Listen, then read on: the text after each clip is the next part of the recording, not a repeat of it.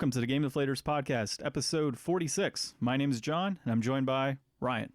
Hey everybody, here at the Game Deflators Podcast, we like to talk about games we've recently picked up, games we're currently playing, and today we delve deep into the past to discover the origins of the Estus Flask in today's Inflation Deflation Challenge. This is going to surprise a lot of people that were not checking out our Instagram before we started recording and before to release this podcast episode. It was so stick with us. I feel like I've gone back in time and really learned where something came from. We actually just saw a video game version of, hey, here's my homework, copy it, but don't make it look too obvious. That's really what this was. Yep. It's a blueprint from, an unlikely source. In a sense. Not all of it, but some of it. We'll get more into that a little later. Ryan, I'm going to talk about what I picked up this week. Yeah, what did you pick up, John? Tell me. To no surprise to anyone, I picked up September PlayStation Plus games. That is my pickup. I was out of town. If you follow us on Instagram and Twitter, you probably saw me losing or trying to lose money to slot machines in Vegas through our postings. So my pickups are Darksiders 3 and Batman Arkham Knight. I have not beat, I think it's past Arkham City, so I'm actually pretty stoked about this. Even though I think I have a hard copy of this game on hand, it's kind of nice that I have a digital copy that I can play and not have to worry about putting the disc in. That's what I've been saying. I know, it's what you've been saying. But I'm happy to have it twice now. 2 times I own this game. Well, there you go. Yeah. Now, did you pick up anything? No, I'm waiting for next week to pick those up. I didn't want us to both have the same pickups. Okay, that makes sense. So next week, spoiler alert, Ryan will likely have the same pickups as me this week. Yep. So don't copy no surprise there. Don't copy my no homework. No money, Ryan. Don't copy my homework. So next week, when you announce it, you have to say I picked up Batman Arkham Knight and Darksiders 3. So just reverse it so it's not the same. What if I say Batman 3 and Darksiders Knight? Then you'll confuse all of our audience members. Okay. Yeah. Okay, well, I'll jump in that case to what I am currently playing. Still playing Suikoden 2. I will have that game beat by end of year, I promise you. I did not have a chance this week to play it because I was too busy playing Yonder, the Cloud Catcher, on the PlayStation 4. We're actually pretty stoked about this one at the end of it. I would say the ending is lackluster, like it just kind of cuts off and you're like, okay, that's the ending. But the overall gameplay, very much like a Harvest Moon style of game, collect-a-thon in a sense with your missions and having to go find certain things. But it's really cool, the overall idea of building up your farm and collecting different materials to build certain items, the different quests that are tied to the game itself. You can master becoming like a tailor and master your chef skills and construction skills and everything else. Tailor is not not a class, but like a very well represented job in video games from what I've seen. You see a lot of, chef and smith and like probably armor, but I don't really see tailor. No, this is interesting. So tailor was one of the items, and you could get certain items to construct like twine and create tailor's kits and make different, outfits and such. So there was that, but you had construction. You had a tinker, which is pretty much like your engineer type of situation. So there's a tinker and a tailor. There's a tinker. Is there a there's soldier a tailor. and a spy? No. Oh. I see where you're going with there. So yeah, there's a tinker. There's a tailor. There's a chef. There is a constructor out of like wood products, and then there's one it's a carpenter, and then you have construction, which is your brick and mortar. And there was a master. That'd be like a mason class. Yeah, it's called construction in there. And there was a couple others. And you can do fishing in the game and collect different fish throughout. It sounds pretty robust. Yeah, there's a lot going for it. It wasn't that long. Like a lot of those games are seemingly... I mean, I've never really played Harvest Moon, and I played very little Stardew Valley, but I know Stardew Valley has an endpoint. Did this game have like a hard end, or after you beat it, did it kind of have like you could keep going? That's exactly what it did, actually. So for this one... I'm not going to spoil the end for anybody, but you go through and you create the cloud catcher, like it's in Yonder, and you're creating the cloud catcher. And then it has like this ending that, of course, once you get there, you're like, oh, okay, that makes sense. And then they're like, all right, well, always knew you'd be back. And then it just cuts to end credits, and you can skip end credits. And the guy you were just literally talking to says, hey, well, thank you for all of your help. There's plenty more adventures and plenty more you can do. Stick around and do more. Plant more trees and grow more in your garden. Like it's pretty cool. Like you can go ahead and finish a game and 100% it, and there's no like, at the end you're not forced to be like, oh crap, all right, now I've got to start over again from before the final area to go ahead and complete the game and then have to do that again. So that was really cool. And overall, we liked it. I would give it an 8 out of 10 is what I would say for that one. Maybe a 7.5 if I was going to be a little more critical. Good. So, good. Yeah, you should check it out, man. In-game economy, whole bunch of cool stuff in there. I really enjoyed it. You know how much I love in-game economies, John. Oh, I know you do. It isn't bad. And it's gotta have some coin to put in my coin purse. Did you see the picture I sent you? Yeah, I did. Okay. So the in-game economy is kind of weird. I noticed multiple times that I would trade for giant pillars of stone and arches made out of stone for potatoes. Like literally it would say, this is 200 of our old currency. What can you trade for it? Okay, here's a potato worth 50 of each for the currency. So I was trading like 4 potatoes for like this giant arch of stone that God knows how long it took and how many hours and how tedious it took. And I just went ahead and picked like 5 potatoes. Hey, dude, when you want fries, you want fries. I guess, man. So, all right. Not to get too deep into, well, I've already gone deep enough, but the next thing we're going to be doing, my wife and I are probably going to start the Silent Hill series. I've beat Just in time for the season. Just in time for the season. Yep. I have played a number of Silent Hill games in the past, but it'll be interesting to start from number 1 and progress forward with her. So we'll see.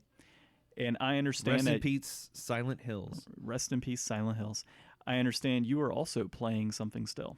Yeah, so I started. Last week I had beaten Zone of the Enders and just watched like kind of the intro animation montage for Zone of the Enders second runner. Got me super hyped.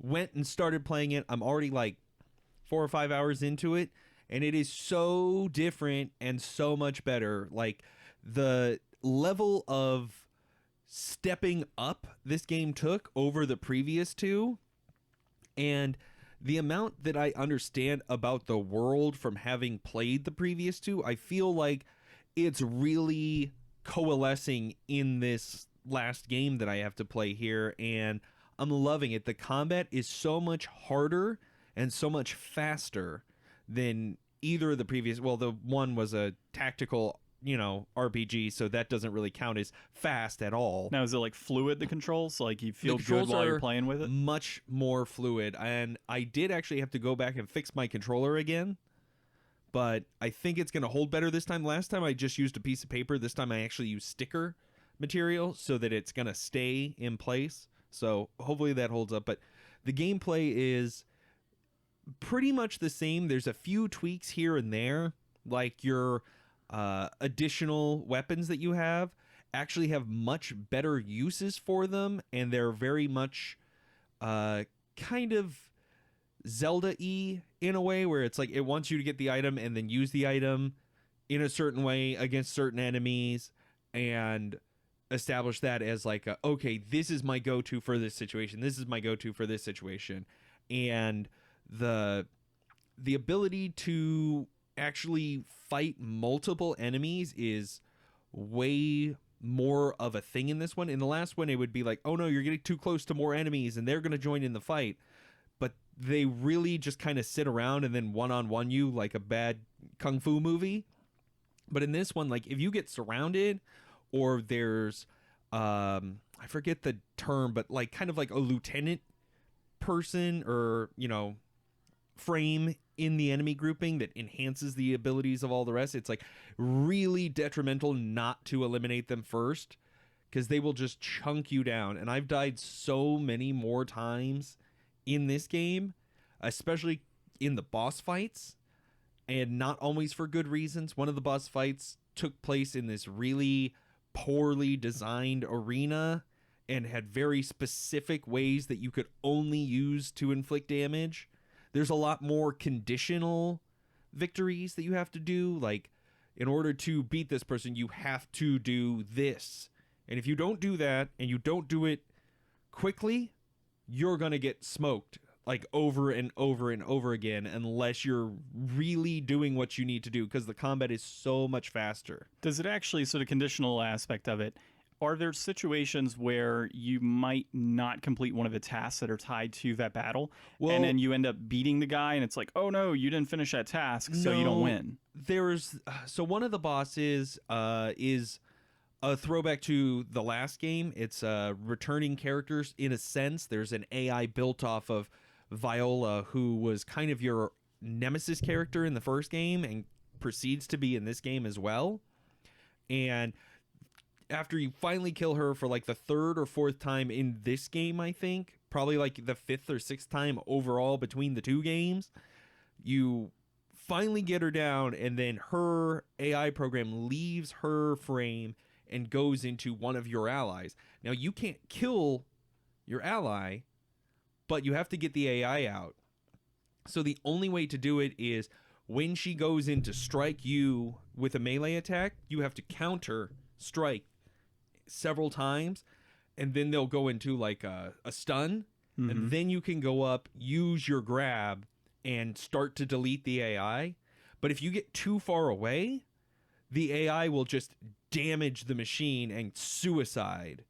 So you have to be in a certain proximity, and you only have so much really to work with, and the space in the area isn't a really wide open space. Like the fight just before that one, you're in that same space, and it's a 2-layer or 3-layer circular hallway. So you have a low donut, a middle donut, and a high donut, and it's just 3 circles, and you can't see around the corners very well, and I don't know. It's okay. The returning characters are great. The new animations are great. They got rid of all of the like 3D character models, and now it's just like anime aesthetic for like kind of like it'll show a picture of your face, it'll show a picture of who you're talking to, and the lips will move really fast, kind of like Star Fox. Oh, well, but they're anime 2D drawings. So kind of like, in a sense, like Metal Gear Solid. Yeah. And it is a Kojima game, so, you could see where that rings through there. But I loved the callback to the first game. They brought back the first game's protagonist into this one. You have a fight with him very early on, where he's trying to get back Jehudi, which is the main suit from these two games. And he's in a really cool new frame that transforms into like a starfighter, and it's the Vic Viper. So that's a throw out to what is it? What is Vic Viper from? Now I'm drawing a blank. You're drawing a blank. I don't even know who Vic Viper is. Vic Viper is the ship from Gradius.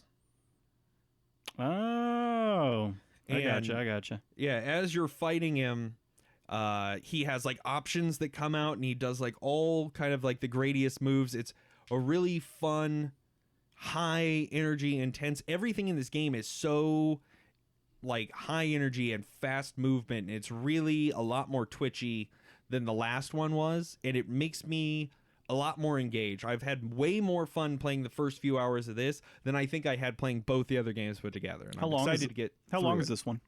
Let me see. I think it was like 4 or 6 hours, you said? That was the first one. Let's see. As Ryan looks it up on our favorite website, howlongtobeat.com. Is that correct? Yes. Just be sure you don't Google it without a .com on it. Or just Google it first. How long to beat? Zone of the Ender is the second runner. About 6.5 hours. So yeah, it's really about the same time frame as the first one. So I should be able to knock this one out pretty much in no time. I'm hoping if I can get to it, maybe by next week or the week after at least. Gotcha. I'm making progress. I've already beaten 2 games. Dude, I feel so accomplished. I mean, I've beaten numerous games this year, just not the game I need to beat. That's been my issue. Yep. So, and then we're starting a new one here in the next couple days. So we'll see how it goes. All right. Anything else on ZOE? Nope. Just looking forward to playing more and getting through it. All right. Well, I'll open up our next section with a nice quote, Ryan. And that quote is, "In order to address these long-range plans, we are moving away from the acts of structure for updates. Instead, we have additional seasonal updates planned for this year that we think players will enjoy." That's right, folks. I'm talking about Anthem. So that is a quote from head of live services Chad Robertson. So if you haven't heard, Anthem, they launched their first act 3 months late in August, Cataclysm, and I guess the Anthem players have been having a good time with that, the people who are still playing it. Well, bad news, it's over in a week. There's no real indication if it's going to be sticking around, and considering it's the most fun thing to do in the game, at least that's what people are saying, you know, that's a shame. But even worse is the fact that BioWare is completely abandoning their whole roadmap that they came out with. Their promise of, hey, we're gonna keep making content for this game, it's gonna come out, here's how we're gonna do it. That's all gone. Now they're gonna do this seasonal content, whatever that may be, and at the time of this announcement, they didn't have anything else to say. Yeah, exactly. And that's kind of what's scary for Anthem players and anybody that invested in that game. And what really frustrates me about this whole thing, dude, is when he says, we're going to have updates planned for this year that we think players will enjoy. They're enjoying Cataclysm. Why are you getting rid of that? Like, make that just a mainstay on the game itself. People are enjoying it. Your user base has increased because of that. Like, continue supporting that and then put out another update for like another type of gameplay. Like, people will like that. But it just seems like a poor decision on their part. And I think overall gamers are absolutely going to hate this direction. Yeah, and that quote, that's from an update on BioWare's blog. We actually got an article from... Who is that? Paul Tassi, senior contributor for Forbes. Yeah, so I agree with a lot of what he has to say in this article, and, you know, a lot of people are talking about it, and I think that the biggest problem I have with this is just something that I've seen a lot of lately, and we've talked about before, is just that how is it that none of these people in these positions making these announcements have looked enough into what other people have been saying, and how they just get taken down on the internet for using vague language that doesn't really help, and they just get flamed online. Like, have somebody develop like a real statement with meaningful information that's going to hopefully assuage some of the, you know, bad will that's already becoming your way, especially after their rocky history and launch. Like, they've done enough negative stuff that they really should have thought long and hard about, okay, we're getting rid of something we already promised, so that's going to be bad. Let's say it in a way that doesn't make it sound like, well, we don't know what we're going to do, but things will happen. Like, you could do better than that. You could be smarter than that. You're like a multi-million-dollar company. Think about it and write like something that wasn't your first draft.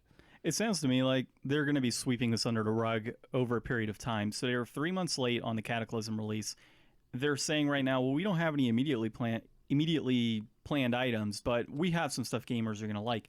You're a week away from this ending. It sounds to me like they're going to be late on this other item, probably even later. And as gamers begin to drop off and start going to other games, they can just kind of slowly slide this under the rug and be like, well, this never happened. You know, we'll move on to the next game that we're going to launch. And it sucks, man. And that's a thing, too. They are going to have to start moving some people from that side over towards working on their next title, which should be Dragon Age 4. Yeah, and it just sucks, dude, because Anthem looks so promising when I first saw trailers and such for it. And I was really excited to actually look into playing that. And all of a sudden, all of this other crap started going down. I was like, all right, well, guess I'm not going to touch base on that.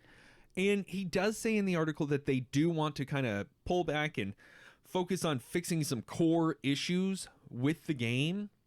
And so the whole game? I just don't think that's an excuse. Like, you had all the time in the world to make a good game. You know, you had all the money in the world. You could have done something that, you know, wouldn't have been as big of a, you know, nightmare for you and wouldn't have all this blowback if you had actually finished a game and put it out with all the features that were intended to be there, and not this big open world for people to spend money on random shit. Like, you know, make an actual game, and then maybe I'll have some sympathy for, you know, the late schedule, or like, oh, your game isn't great. You want to make the game good for the players? I appreciate that. But those people spent good money on that game, and now you're taking away the promise that you made of how you were going to make it good, and you're scaling back even more. I don't think that this is going to be the like live service that was going to run forever that they originally talked about. I mean, I remember when I heard about Destiny for the first time, and it was like, oh, this game's going to have like a 7-year life cycle. It's going to be a game that you keep coming back to and keep coming back to. And I was like, that's super fun. And I played like 100 hours of Destiny in like the first month and a half of it. And then they were like, okay, well, you know, DLC, you want to buy it? And I didn't want to buy it. I was like, I thought this game was going to keep going, and then now I got to buy this. And then Destiny 2 came out. I was like, okay, well, now I need a new game and a new console to keep playing this game that was supposed to be good for 7 years. Like, I'm over it. I'm already over it. We're in like the second generation of live service games, and the market's already falling out from under it. Yeah, and with these games in general, so Anthem and its whole, you know, what it was supposed to be, it just, like I said, man, it really sucks. And I've brought this up in the past. I would much rather wait a year extra for the developer to have a fully fleshed out game with no I mean, you're gonna have glitches, but no obvious glitches that are occurring. Better than you know? Bethesda launch, at least. Yeah, exactly. Better, like an actual intact game. That bar is so low. I mean, anybody can be above that. But you know, at the end of the day, I'd even pay more money. And don't quote me on that, developers, but I would probably... Nobody ever accused John of having to pay more money. Yeah. I would honestly rather pay more money to have a fully fleshed out game that was complete from the very get-go, day one launch, than I would waiting for patches, having to download something. Day one patch. Yeah, day one patch of like 6 hours before I can play the damn game, like that type of stuff. Like, I would rather not deal with that right off the bat. It's okay to have like little patches here and there to clean up bugs, but if you're doing like full-fledged patches because something is broken in the game, that's absolutely ridiculous. And I get there's deadlines and things that need to be met, but then don't set the bar so high, or don't set the expectations to a point where you can't achieve that before launch, or push it back a couple months and say, hey, we're going to go without this feature. We'll put a patch in like a couple months from now. Like, stop screwing with us on day one for all these huge patches and then throwing in DLC down the road that probably should have been included in the actual game. So we'll see where they wind up next with this. It just seems like it's like Fallout 76. Like, we haven't heard anything about Fallout 76, so I hope that means that it's turned around and people are having fun with it, because I want people to have fun. I think Game Grinder, and I think it was Corpse Flood Gaming, who we follow on Facebook and YouTube and such, so check them out if you haven't. I believe they both play Fallout 76, if I'm correct, and I want to say they said they enjoyed it. So if people are having a good time with that now, that's great. And I'm not saying that people haven't had fun with Anthem, but this doesn't look promising. We'll see where it winds up. You know what does sound fun, Ryan? The Apple Arcade. You wouldn't know, John. I wouldn't know, because I don't have Apple products. But that being said, Apple has released its Apple Arcade. It is a sweet $5 per month, and it opens up with, it's supposed to have 100 plus games this fall. Yep. On it. And looking at them, dude, like that one of the floor is lava. I forget the technical term in a game, but like it's the floor is lava in a video game, and you can use different features of your iPhone and I think the iPad to be able to get different viewpoints within the game itself. Yeah, kind of like looking through a VR window. Yeah. So that was pretty cool. And then a lot of the games that we saw there, we saw like a sizzle reel for like a 100-second recap of a bunch of games, and all the games looked sharp. They all looked very visually distinct, separate, you know, whole different, like there's got to be something in there for everybody, which is what they're going for. We want $5 a month from everybody. There's got to be a game that you'll play in here, at least one. For sure. I mean, if you look at most mobile games nowadays, it's like $1 to $5 on average, for right? Something decent. Yeah, right? So something now that's not going to pummel you with ads. Exactly. And now you're going to get no ads, and that's one of the notable things that they've mentioned on here. So there's no advertisements, and it's $5 a month to have a library of games that you can access. I think that's pretty sweet. The Xbox Live Games Pass, but for Apple people only. Yeah. And it was it's a good idea. I think that it's interesting that you have, you know, the iOS market, which basically introduced mobile gaming to the world in the sense that we know it now. And there are exclusives. These are all going to be new exclusive games just for Apple. So, anybody who's out there on Android, good luck. Go get an Apple thing, I guess, if you really want to play these games and pay $5 for them. I mean, it's probably not a good deal to go buy an iPad to buy $5 worth of 100 games. But whatever, if it gives people a good, fun environment to play mobile games and they're quality mobile games, I'm all about that. I'm all about getting away from the last mobile games I tried to play was Space Invaders. No. Before that, I tried one of the this is the new thing. I think it was Honkai Impact or something like that. And it was a great looking game. But anytime I go into a mobile game and they have to tutorial me through all the different currencies and how I can make this random thing and then destroy it and use those bits to build this and equip this, but and wait, you put Ryan, 3 commons into the silver and it becomes a gold, all that garbage. Hey, but the easier thing is just the tutorial says here's where you input your credit card information. Yeah. You could skip all of that and just give us direct money directly, so you don't have to work for it. Yeah, and that's just all stuff that I'm sure a lot of people enjoy, all those management systems for resources, but that's just a long pitch for spending money, and I'm not into it. The one thing that I really drew from this, though, that I don't know if this is too cutting edge. I don't know if this is too weird. I think Steam could do this. I think Steam could take a look how iOS has this wild west of their games marketplace where anybody who can make a game and send it to Apple and it gets approved, it gets on there, and they can monetize it however they want. They can do all that. Now there's going to be another safe place you can go to on your iPhone that has a curated list of quality controlled things. And I think that Steam could kind of use this as a way to combat Epic. Instead of, Epic going out there and poaching all these games that are already coming into, the field being pitched as, oh, these games, you pre-ordered these before Epic was even a thing, and now you're kind of getting screwed. Well, Steam could use this in a way to say, okay, we're going to make a separate list that's like a monthly subscription thing and kind of use it to fulfill the Steam greenlight goal. Have good quality games that are supported by the community. You could vote on a game, and if it gets into, oh, this is going to be in the Steam Arcade, part of that $6, $5 a month that you're spending on that subscription will go towards deving those games that would be early access. You could keep all these things that Steam does, but get away from the part of Steam that's just this mountain of whatever. What you're pitching, though, is, I don't know, it kind of hurts because it's just a thought of additional subscription services. Just another subscription service. And I think we're going to be so inundated with those over the next several years. We really will. I mean, we already are for the most part, but it's going to be absolutely ridiculous in the next few years because most likely Steam will do something like that, followed by Epic. You already have EA doing it. I think Ubisoft is supposed to be doing it as well. Rockstar came out with a launcher. Really? So, I mean, it's not like a subscription thing, but Rockstar came out with its own launcher, and if you download it, you get San Andreas for free or something.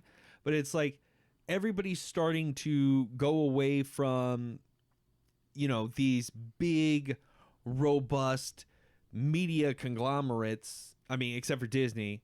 But, these places, I guess it's not the media conglomerates. It's really the place where you get your stuff. They're starting to fragment from where you can get it to go into, okay, you want this specifically? Well, we'll charge you way less than you would have paid before, but it's just another piece of the pie every time. I really hope that subscription services are just a piece of the overall gaming atmosphere in the future. I think we still need physical games. Even if we get away from physical and we have digital downloads only, at least the ability to play the game whenever I want and purchase that game individually versus a streaming service. I just don't want to. I mean, I don't buy that many new games in a year as is. I buy a lot more used games. So for me, as a consumer, if I have to decide between, and I'll give an example of the streaming services right now. If I want to watch Seinfeld in 2021 on a streaming service, it has to be through Netflix. They paid $500 million to pick up Seinfeld exclusively. It's not even that good of a show. Oh, shut up, John. So they want to have Seinfeld exclusively, right? All of their other shows like Friends, Office, all those other things are going over to NBC through their exclusive network. You have Warner Brothers, I think, has their own exclusive network. Obviously Google's got their Stadia service. You have Amazon with their service. Like, everybody has a service nowadays.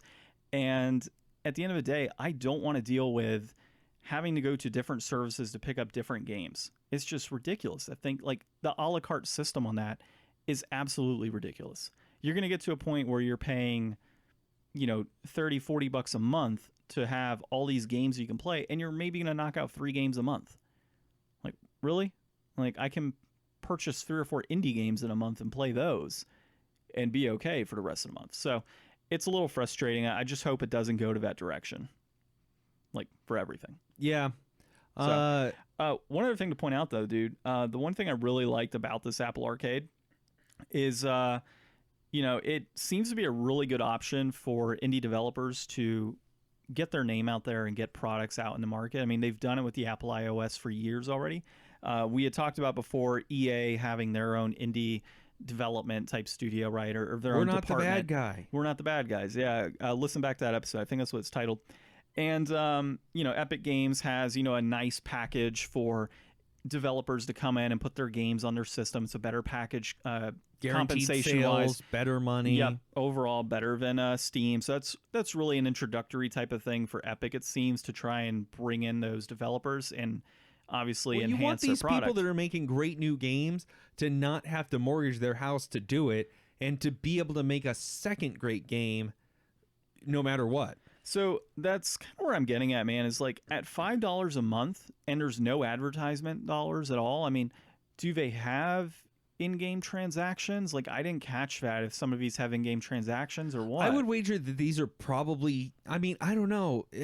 Because the Floor is Lava is obviously not going to be like a big giant game, but like the one with the girl who's in the story, but you're also writing the story, that seems like a longer form. I'm sure it'll be a mix of like action shorter games and then some longer form games, so it'll probably have people all across the development cycle for as far as like how long those titles really need work and how in-depth they are. Well, so we know that the developers themselves, like Apple helps them out initially, like they do help pay for development fees and such, which is nice, so you don't have to mortgage a home.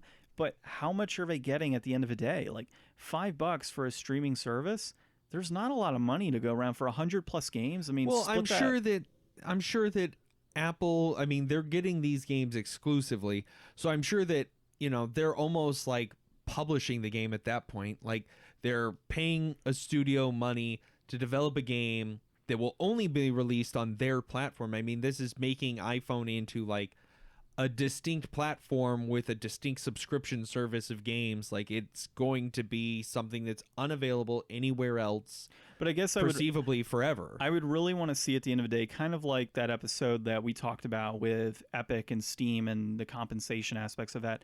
I'd like to see how that breaks down for $5 a month on this, because obviously on Epic, they're purchasing the game and Epic gets X percentage and they get X percent, and then there's sales and guaranteed numbers. Well, that's what right? I'm saying. Like, they're not going to, the studios are not going to get a portion of everybody's $5 a month, because they're going to keep adding games to this and they're not going to keep cutting the pie down.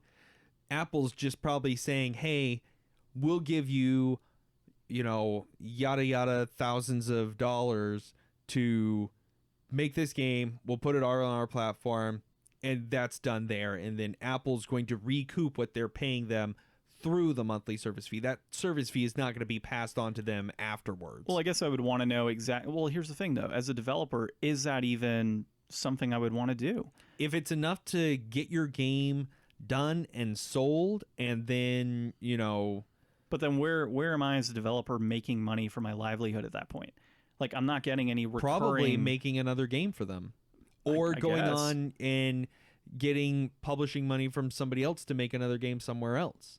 Maybe, Kickstarting a second game once your name is out there and you're on this curated list, because once those devs have made those games for the Apple Arcade, people who play those games and like those games are going to want to know who made it and what they're working on next, and that's where they'll get, I don't know exactly how it works. I would want to see that package, because I'll give you the example. Like, if you're a developer and I'm Apple and I say, hey, Ryan, I'm going to give you $100K to go ahead and make this game, you might say, okay, cool, That's great, Apple. Thanks. You might only use 50K of that and you keep the other 50K to make your next game. Maybe that's how it would work. But what if it's in a sense of we're going to give you all the 100K to develop the game and that's it. And then you get no residual income down the road from this.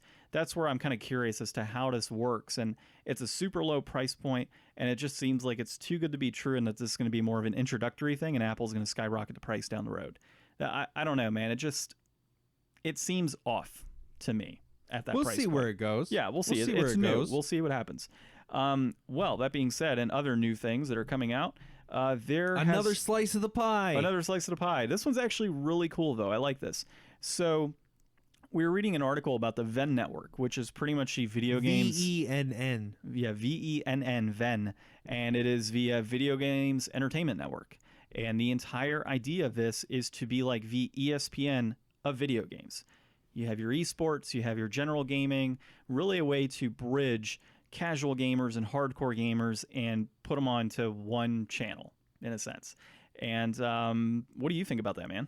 I don't think it's going to work because, really? No, I think that these things are already very well handled, and because G4 TV went under a while ago, and I think that YouTube and Twitch and the internet at large has really readily addressed this issue. I don't think that we need some corporation putting up all these, I'm not saying that I wouldn't love to see creators get a good budget and go to somewhere as an alternative to these. I think that that would be great, but I just don't see a future where people are going to watch an ESPN-like network for competitive gaming. But it's and just I don't not, think that it's not casual only gaming, competitive gaming, though. Well, I just think that gaming is so diverse. Like, sports people that watch ESPN are generally people who like more than one sport. Like, people that are just into baseball, they'll get literally everything they need from baseball from watching baseball. Like, they don't need to know all the other things going on around the world and that. And I feel like people who are focused in games and actually want to watch content on games are most likely already getting their source from somewhere. I like Dota. I'll go to Twitch and watch the Dota streams because it has the broadcasters that I already like, already doing their thing. While I would love those people to get more money and I would love more exposure for the sport, I just think that it's not going to be best served somewhere else, especially when the time commitment. I mean, watching Dota isn't like watching Monday Night Football. It's like watching Sunday football for 2 weeks in a row. Like, it's 9 to 13 hours for 2 weeks.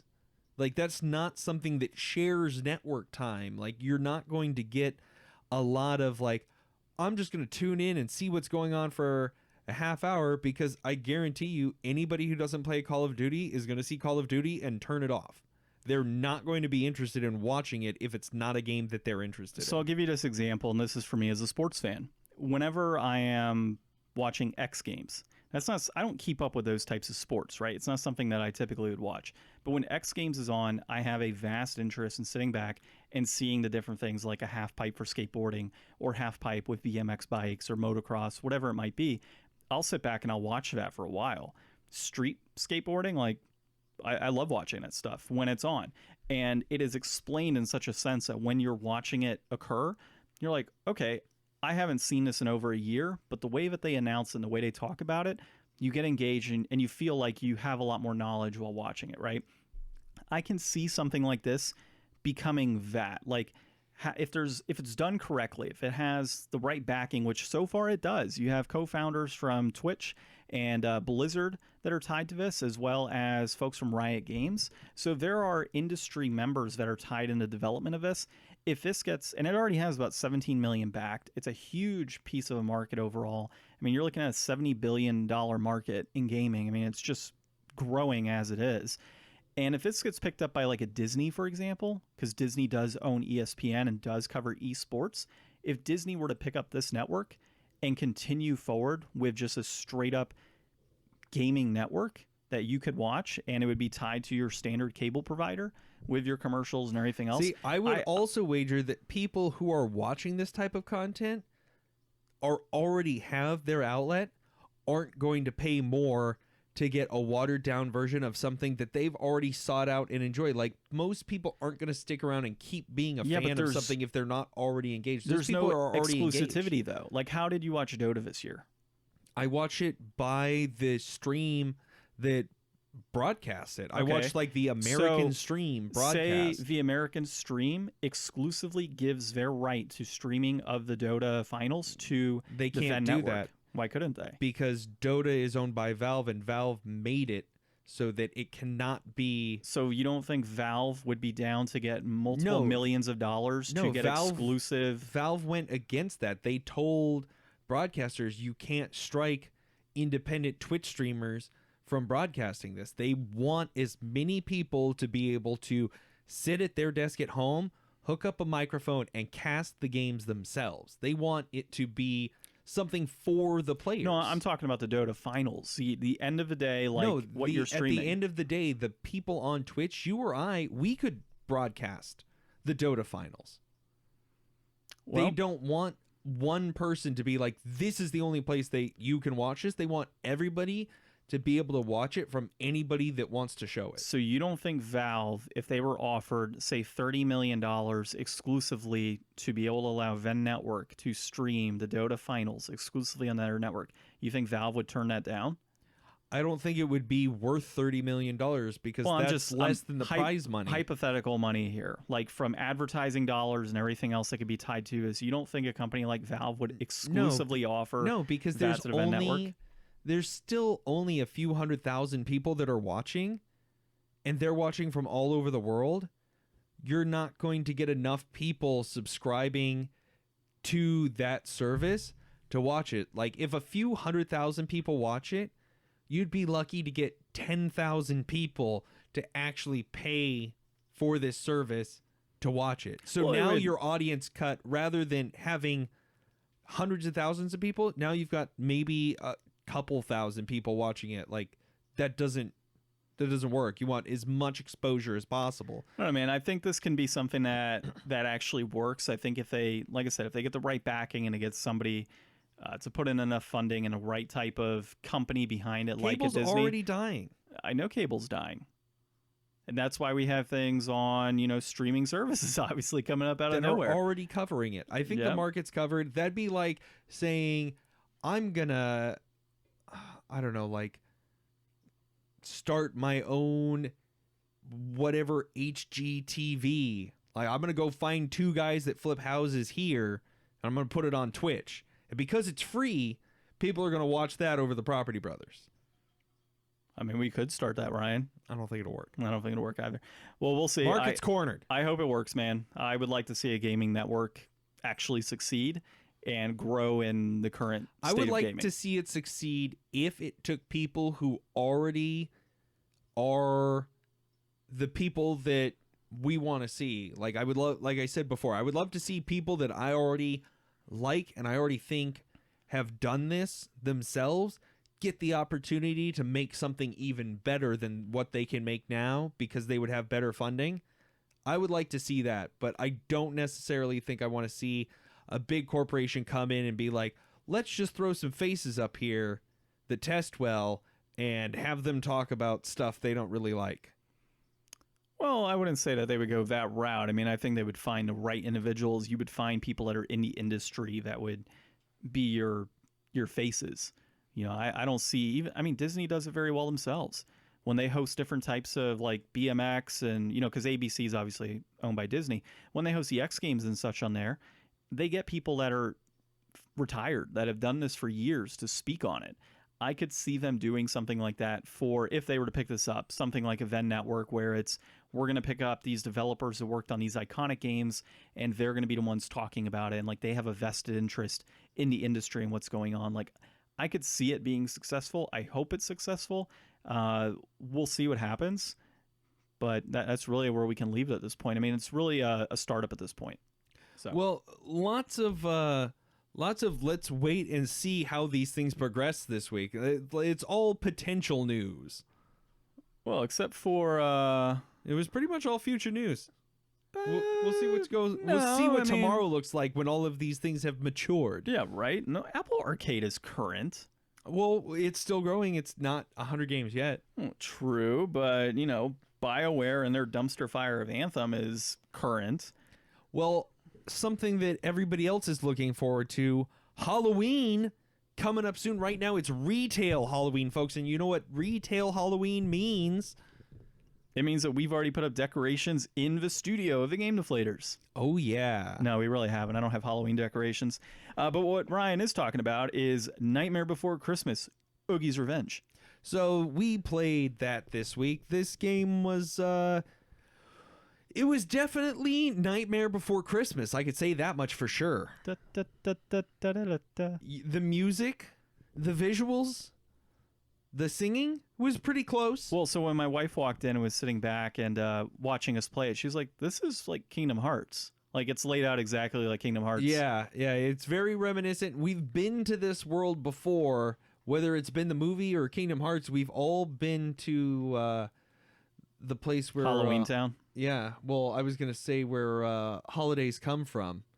Oh, the trees. Yeah. Yeah, we didn't get to go there right away. Well, and the thing is... There was a Thanksgiving Day tree.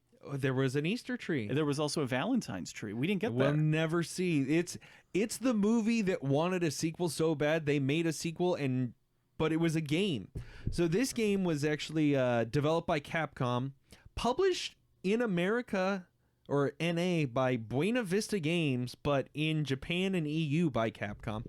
And surprisingly enough, also it released in Japan a year before it went international. So this was like a Capcom original Japanese game, which is so crazy. Like, I didn't know that Nightmare Before Christmas was so big in Japan. I thought that was just Hot Topic. Oh man, that was perfect. Yeah, Hot Topic and teenage girls' bedrooms. So this was the game did not have great reception when it came out.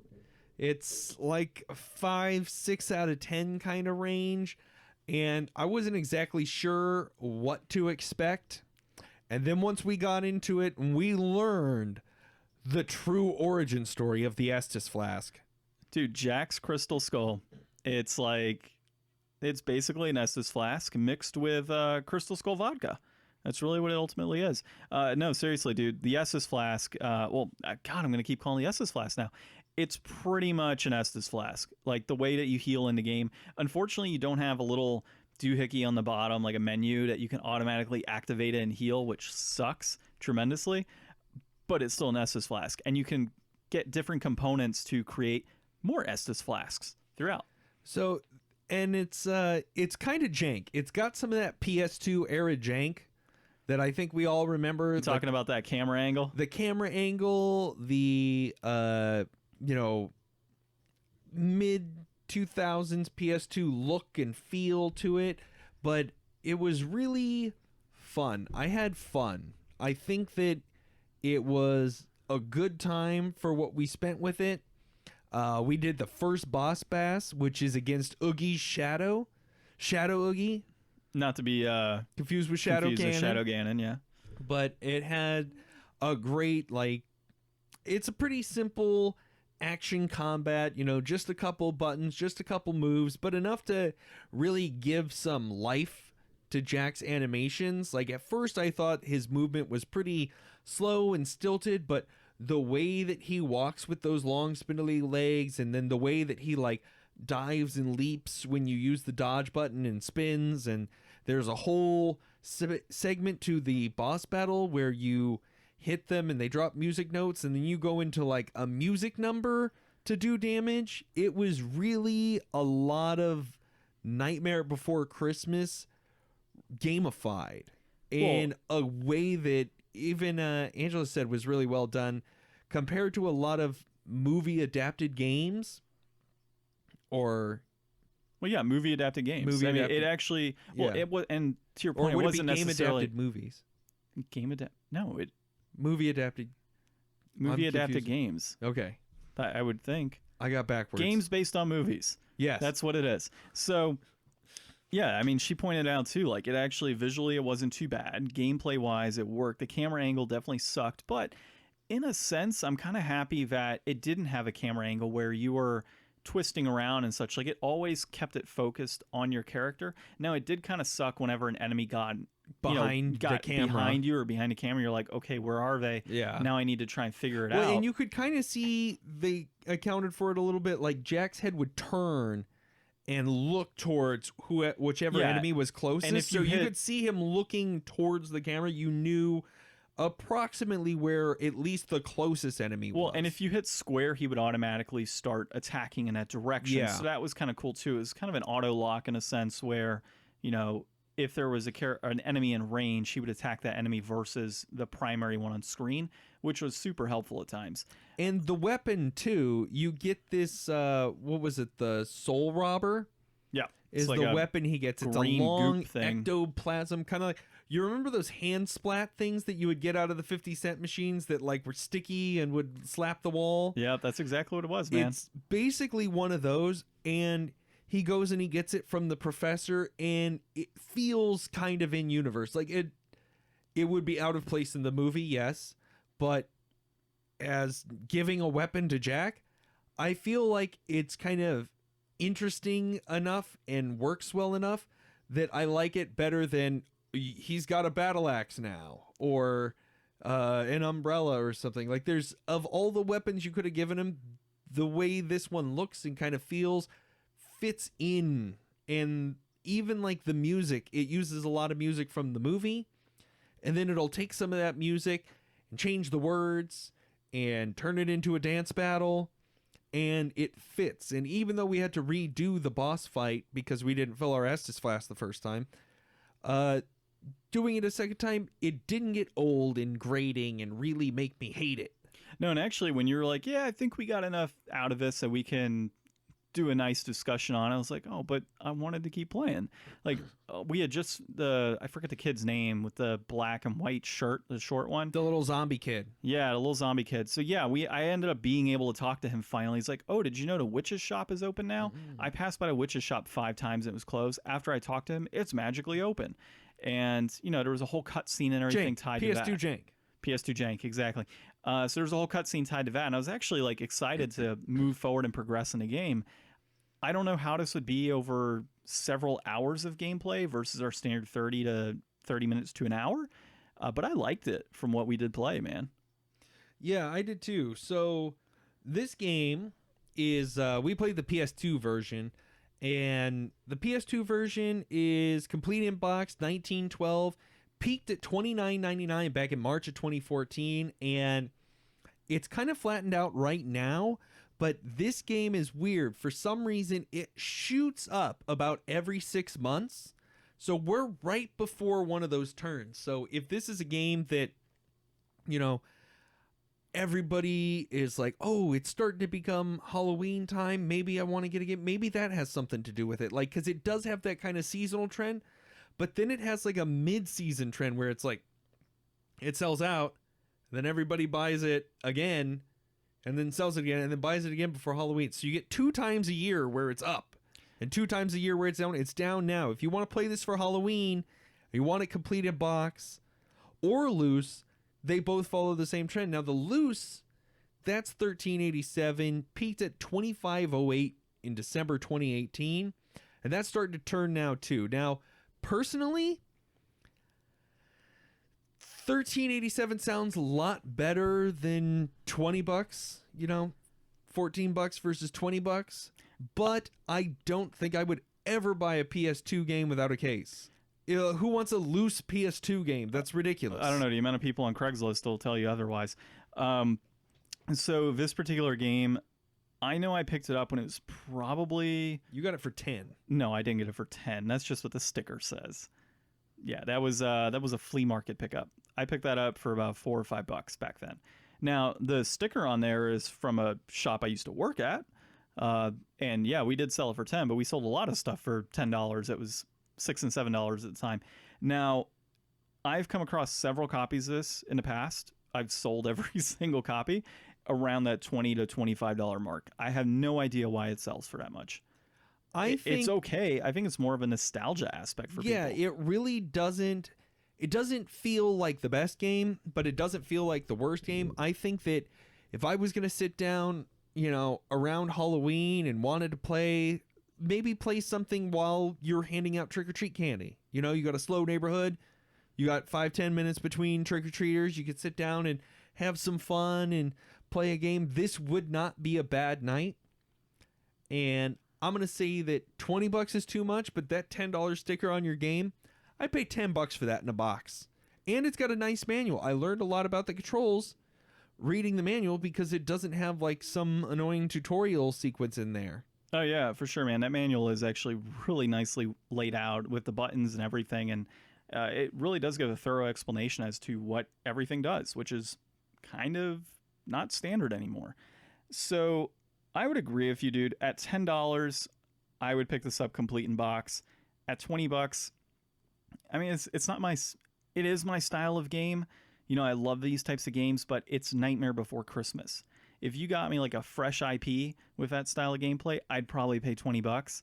Nightmare Before Christmas is just so overdone. And to your point, man, I see it enough in Hot Topic as is when I walk by and other stores like that.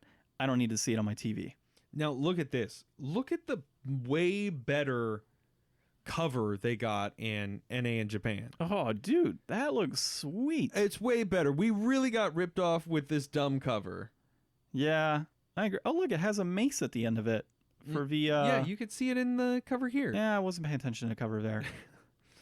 Well, that's what we played this week, folks. And so I'm going to go ahead and say inflated. Yeah, I'm on the same path with you, man. Inflated. But if you do want to buy it now because it is going for the lowest price that it's going to be going for. So do it. Yeah, for sure. So I think next week, Ryan, we should play Pamela Anderson on PS1.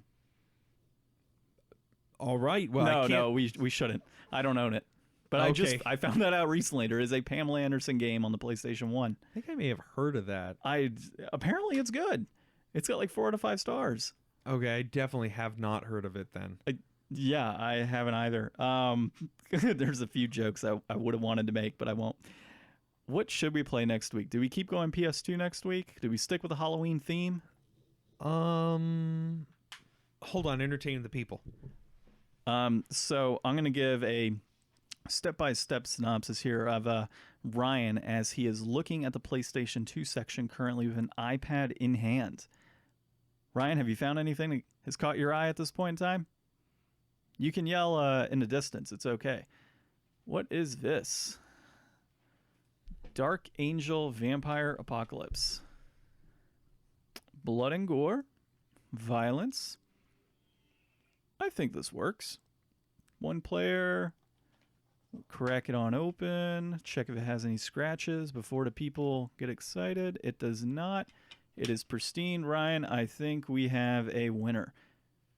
All right. So next week we will be going through what Dark Angel Vampire Apocalypse on PS2. Did you just pick it up because it said vampire and you're like, all right, cool, that's it? Oh, I was trying to look it up real quick, but I figured that's all stuff we'll get into next week. Wow, we picked another middle of the road game. I got a good one for you. So remember when we played Vampire Night? Yes. I have a gun con now. Do you have 2? I can pick one up. All right, we should definitely return to that at some point. I think that'll be a good one to do in a few weeks. Let me try and get my hands on a gun con here, a second one, and we'll play it on the CRT we got in there and see how it goes. One other thing, catch us on Twitter, Facebook, Instagram, everywhere. social media. Game Deflators, except for Twitter. Except for Twitter. It's just Game Deflators because they couldn't handle the. Yeah, exactly. We are on Podbean, iTunes, Podcast Addict, everywhere you can watch or listen to a podcast. Leave we're us on there. reviews. We would love all the stars you could give us. And by all the stars, Ryan simply means no 5. less than 5. No less than 5. And if you don't have anything good to say, just don't say it. 5 but stars still only. leave us 5 stars. Exactly. That's how we'll know. Leave us 5 stars and don't say anything. That's how we know you'll disapprove because we won't look at it if it's a 1-star review. Exactly. We will petition for. Now we can't petition for it to be removed, but only 5 stars. Next week, also, Ryan, is our 1 year anniversary of recording. 1 year of the Game Deflators. Thank you to all of our many listeners out there. Yes, there are the dozens more of you. and dozens of You're them. growing. Tell more people. That way you can talk to people about it. Isn't it the worst when you listen to a podcast and nobody else will listen to it? Well, guess what? Force them to listen to it, and then you could talk to them about it. Not through illegal means, but force them somehow. To point out to you, man, our folks in the UK, they must be listening on a frequent basis because we're getting weekly downloads. So Go UK! whoever's in the UK, we love you. And then Denmark also had a few recently, and it's Go been consistent. Denmark! And who else we got? Our folks in Tennessee. We'll call them out. And Nevada's got some as well. I don't know what happened in California. They just kind of dropped off all of a sudden. You know, that might be my cousin in Nevada. Is it? Maybe. Maybe. All right. Well, kudos to your cousin if that's who it Hey, is. if you're listening, cousin, thank you. And if you're not, come on, man. And if you are listening, where's your 5-star review? Yeah. Exactly. Well, Ryan, I think we're done with this episode. So I'm John. I'm Ryan. And we are the Game Deflators.